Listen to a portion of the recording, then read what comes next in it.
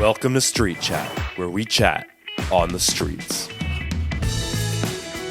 Hey guys, welcome to episode 3 of Street Chat. If you've dabbled in Ottawa's nightlife in the last few years, you may recognize our next guest. He's one of the best people persons out there, and he's currently managing Waverley on Elgin Street. I'd like to welcome Cody Nicoll. Thanks for having me, man. Let's talk about the different jobs you've had before you got the one at Waverley. Oh, I've been around. First bar job was at Lunenburg back in the day downtown. That was a student nightclub. So I worked there for a year.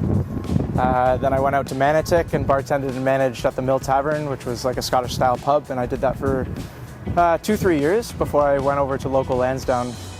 Started as a weekend bartender at Lansdowne and then worked my way up onto salary there for 6-7 months before these guys picked me up at Waverley. And you've been there for how long now?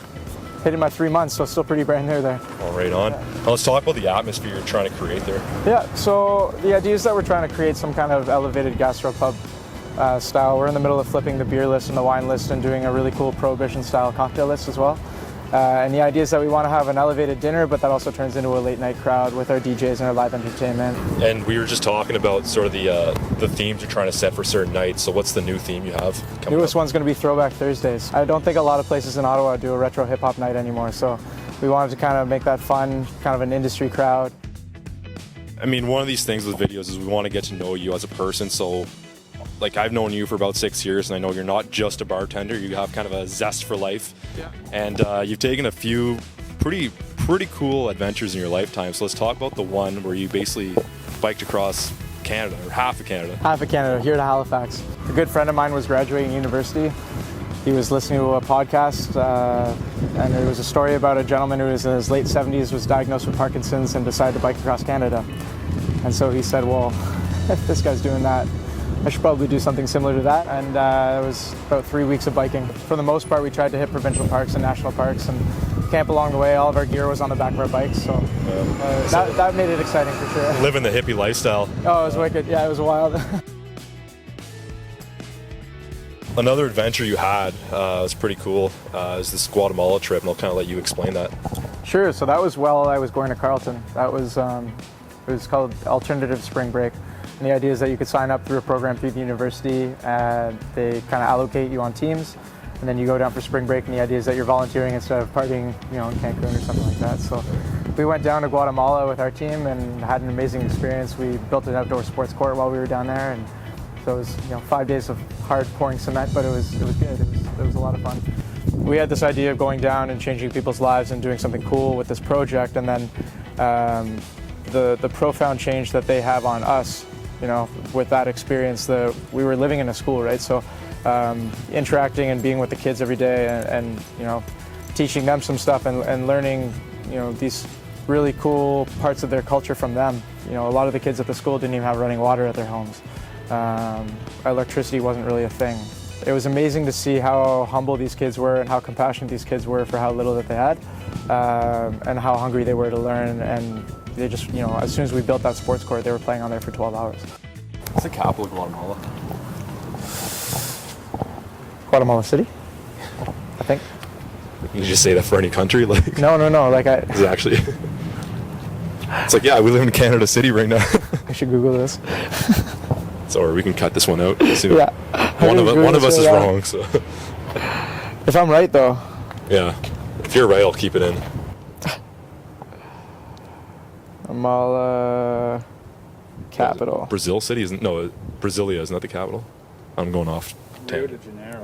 I am right. Guatemala City capital, right there. All right. Well, I'll take the L. Boom. It's fine. You and I actually met through hockey. Yeah. It's going back about 6-7 years ago now. But you were actually the captain of a junior A team out in Blind River. For my last year, yeah. Yeah. So first of all, explain where Blind River is, because.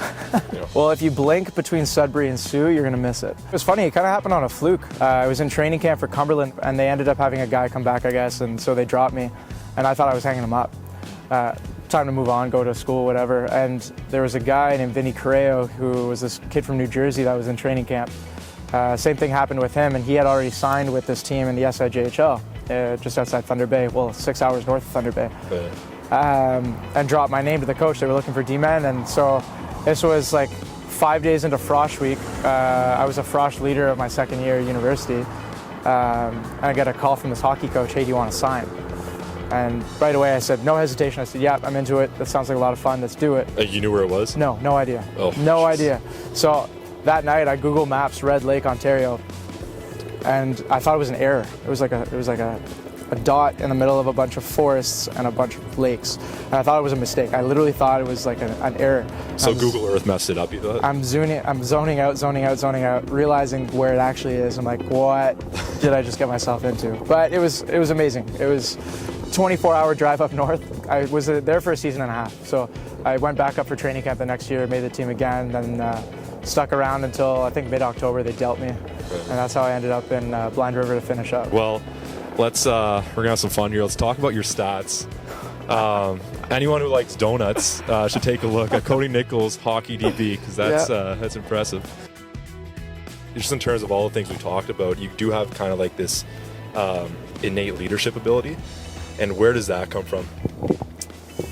That's a good question. I think it just came from growing up in sports. The idea isn't that you want to be the leader. The idea is that you got to care about everybody else around you more than yourself, or as much as yourself. And that's how you have a successful team. You get 20 guys in a locker room that'll, all give a shit about everybody else. That's where you have success. Yeah. Okay. Well, that's the first swear word that's going on this. Sorry. No, it's on. Too late. That's an award of itself, right? I'll take it. There you go. Yeah. How do you maintain this luscious, sexy? Well, it's there because I look like I'm 16 if I don't have it there. What's the toughest part about being a manager? The hours. 100% the hours. I love it, but there's 2-3 days a week where I'm doing 16-hour days. So. What's the go-to drink at Waverley? You tell me. You're sitting at my bar, it's your favorite booze, it's your favorite spirit, it's your favorite flavor, then I'll make something with that. What's the one place in the world that you visited that you'd recommend people go to? Cusco, Peru. Just a lot of culture. There were a lot of European influences through that culture, and the food was amazing, the drink was amazing. Who's the most famous person you've encountered? Probably Team Canada. They came in for their media tour for the World Cup of Hockey, I think 2 years ago, and the whole team came in when I was working at Local, so that was kind of cool. They went to Junction afterwards. Another one of my friends was bartending there, and I guess Corey Perry walked in with 10 grand cash, put it down at the bar, and said, whatever this gets us for the night, we're good. What was funny about that too is I showed up for last call that night, and Drew Doughty was stumbling out of the bar, and he thought I was the manager there for some reason. Walks up, shakes my hand, and said, hey, thanks for all your service. Walks away. That was just a customer coming in for last call. So, obviously I've pumped your tires a fair bit this interview, so just remember that next time I ask for a free drink. But it has been a pleasure having Cody Nicoll on this show. And, make sure you guys check out Waverley. Yeah, make sure you guys check out Waverley. It's a great spot and guaranteed to have a good time. So, Cody, thanks a lot, brother. Thanks so much.